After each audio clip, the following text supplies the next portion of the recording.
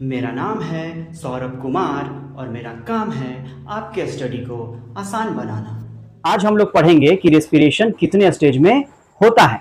तो ध्यान से समझिएगा जो हम अब आपको बताने जा रहे हैं कि जो रेस्पिरेशन का प्रोसेस होता है भाई वो दो स्टेज में होता है। एक पहला जो स्टेज होता है इसका नाम है ग्लाइकोलाइसिस और जो दूसरा वाला स्टेज है इसका नाम है क्रेब्स साइकिल। ठीक है, ये ग्लाइकोलाइसिस में क्या होता है कि देखिए सबसे पहले ग्लाइकोलाइसिस की प्रोसेस जो है ये होता है साइटोप्लाज्म में। क्लियर है बात? इसमें ऑक्सीजन की जरूरत नहीं होती है, बिना ऑक्सीजन के होने वाला ये प्रोसेस है। ठीक है, इस प्रोसेस में क्या होता है तो ध्यान दीजिए, इस प्रोसेस में जो आपका ग्लूकोज है तो ग्लूकोज का एक मॉलिक्यूल जो है ये टूट जाता है और कन्वर्ट हो जाता है दो मॉलिक्यूल ऑफ पाइरुविक एसिड में। समझ गए? तो यहां से क्या क्या सवाल बनता है? तीन सवाल बनते हैं। सबसे पहले ग्लाइकोलाइसिस में ऑक्सीजन की जरूरत पड़ती है क्या? नहीं पड़ती है। कहां पे होता है? सेल के अंदर। तो सेल के अंदर भाई साइटोप्लाज्म में होता है ग्लाइकोलाइसिस का प्रोसेस। ठीक है, अच्छा इसमें क्या होता है तो ग्लूकोज का एक मॉलिक्यूल दो पाइरुविक एसिड के मॉलिक्यूल में टूट जाता है।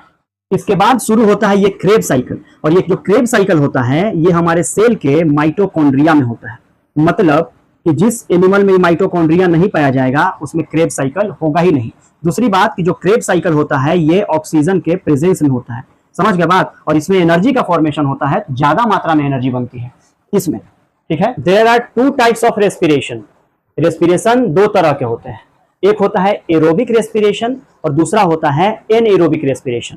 एरोबिक रेस्पिरेशन किसे कहते हैं अब हम इसको जानते हैं। देखिए एरोबिक रेस्पिरेशन में सबसे पहली बात तो ये याद रखिएगा आप कि एरोबिक रेस्पिरेशन में ऑक्सीजन की जरूरत पड़ती है। मतलब जो रेस्पिरेशन ऑक्सीजन के प्रेजेंस में होता है उस रेस्पिरेशन को हम एरोबिक रेस्पिरेशन कहते हैं। मींस कि the respiration which uses oxygen is called aerobic respiration. ठीक है, ये जो एरोबिक रेस्पिरेशन होता है ये होता है माइटोकॉन्ड्रिया में। कहां होता है? माइटोकॉन्ड्रिया में। मींस कि the site of aerobic respiration is mitochondria. Clear है बात? अब देखिए ध्यान से, इस एरोबिक रेस्पिरेशन में क्या होता है कि एक मॉलिक्यूल ग्लूकोज का कितना मॉलिक्यूल? एक मॉलिक्यूल ग्लूकोज का एक मॉलिक्यूल। क्लियर है बात? अच्छा जी, इस एक मॉलिक्यूल ग्लूकोज से जब इसका पहले होगा आपको ग्लाइकोलाइसिस। क्या होगा? ग्लाइकोलाइसिस। क्लियर है बात? अच्छा, ग्लाइकोलाइसिस कहाँ होता है तो साइटोप्लाज्म में होता है। क्लियर है बात? ग्लाइकोलाइसिस कहाँ होता है? साइटोप्लाज्म में। ठीक है, अब ये ग्लूकोज टूटा था तो आपको पाइरुविक एसिड तो बना ही होगा, है ना? कौन सा एसिड? पाइरुविक एसिड बना था। क्या ठो बना था बाबू? तो दो ठो मॉलिक्यूल इसका बना था। क्लियर है बात? इसके बाद अब जो अगला प्रोसेस होगा ये होगा क्रेब्स साइकिल।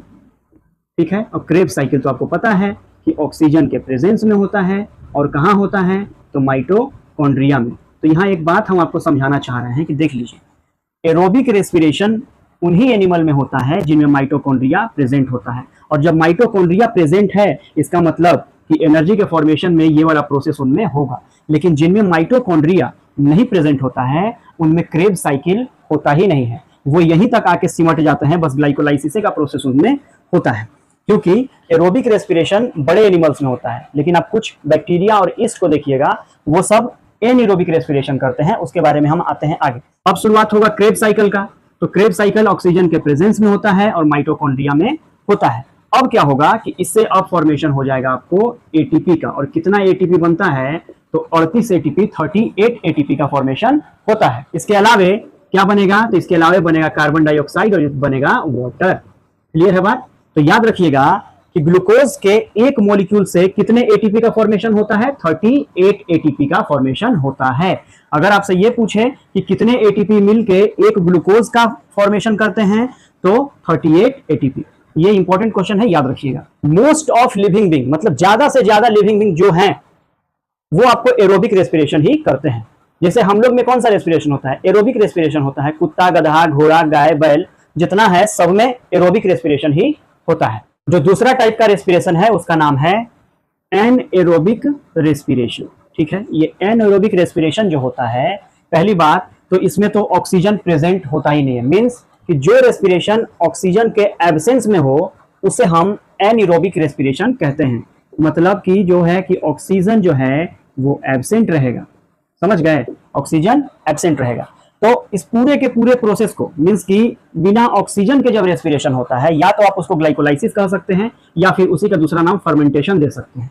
और देख लीजिए, ध्यान से समझिए, जो ये पूरा का पूरा एनिरोबिक रेस्पिरेशन होता है ये साइटोप्लाज्म में होता है। हम पहले ही बता दिए थे कि जिसमें माइटोकॉन्ड्रिया नहीं है उसमें एरोबिक रेस्पिरेशन नहीं होगा, मींस कि एनिरोबिक रेस्पिरेशन होगा। इसीलिए देखिए यहाँ पे ऑक्सीजन जो है एब्सेंट है।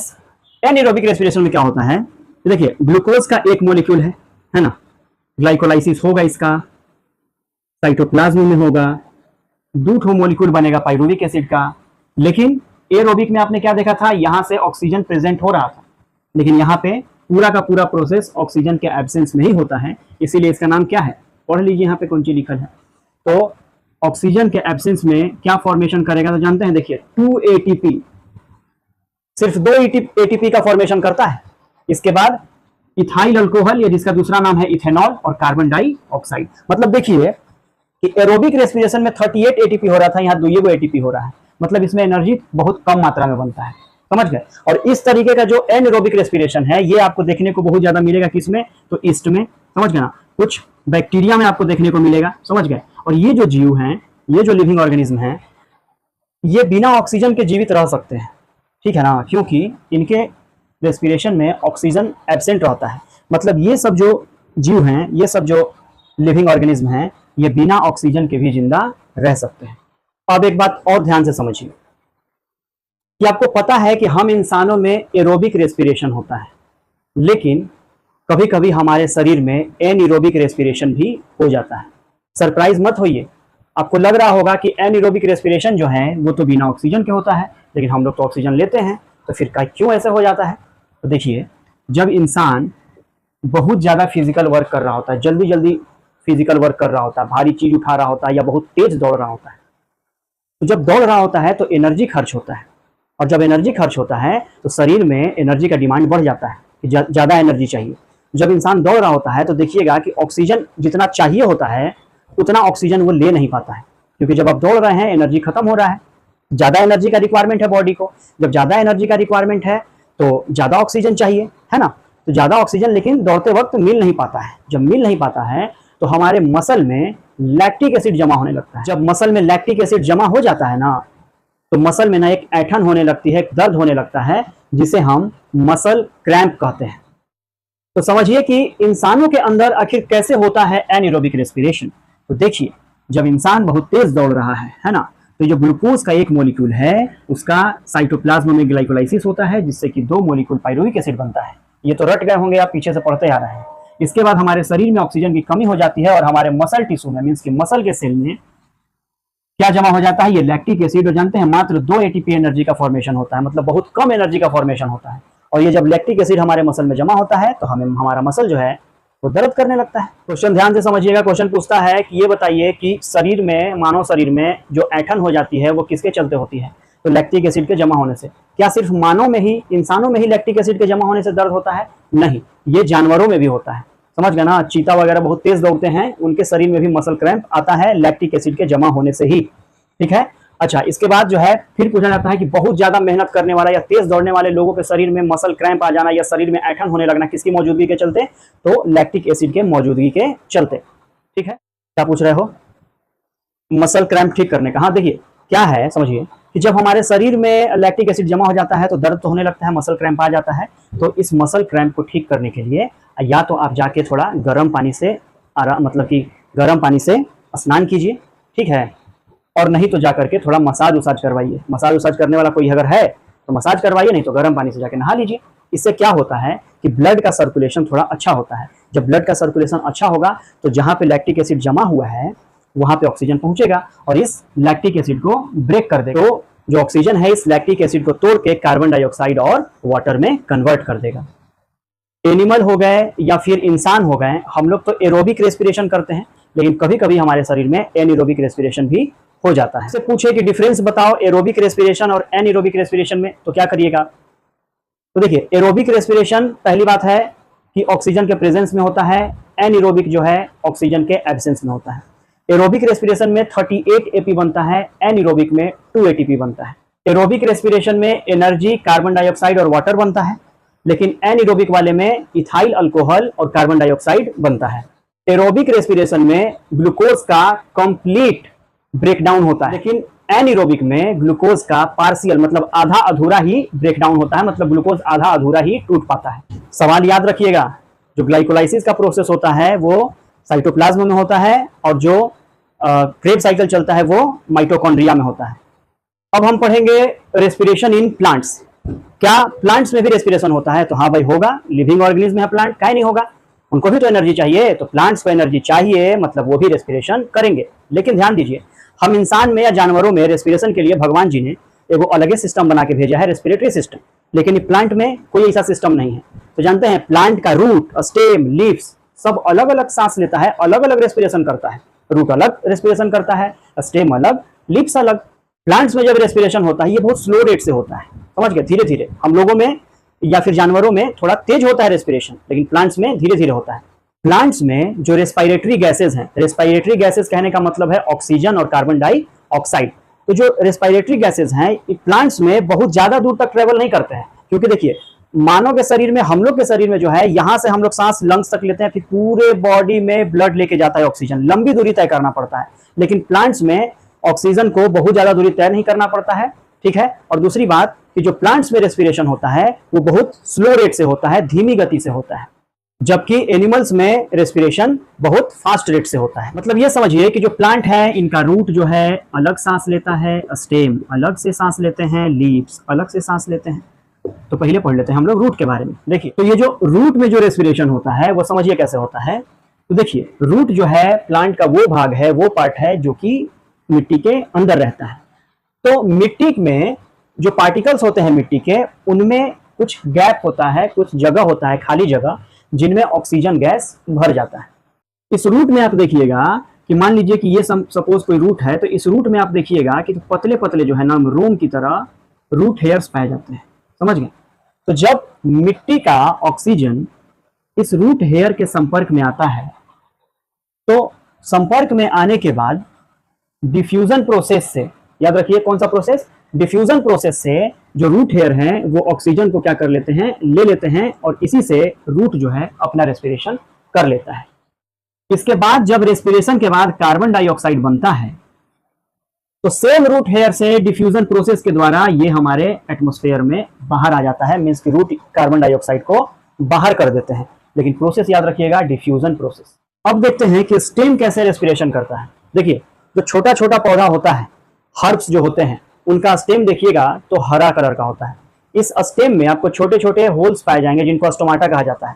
आपको लग रहा होगा स्टोमाटा तो लीव्स में पाया जाता है, हाँ भाई स्टोमाटा लीव्स में पाया जाता है, लेकिन जो छोटे छोटे पौधे होते हैं उनमें, उनके स्टेम में भी स्टोमाटा पाया जाता है।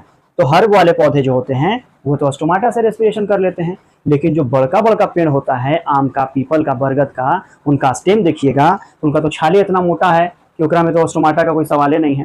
तो जानते हैं कहीं कहीं पे आपको स्टेम में लूज जगह मिलेगा, समझ गए ना। उस लूज जगह को हम बोलते हैं लेंटिसेल्स। क्या बोलते हैं?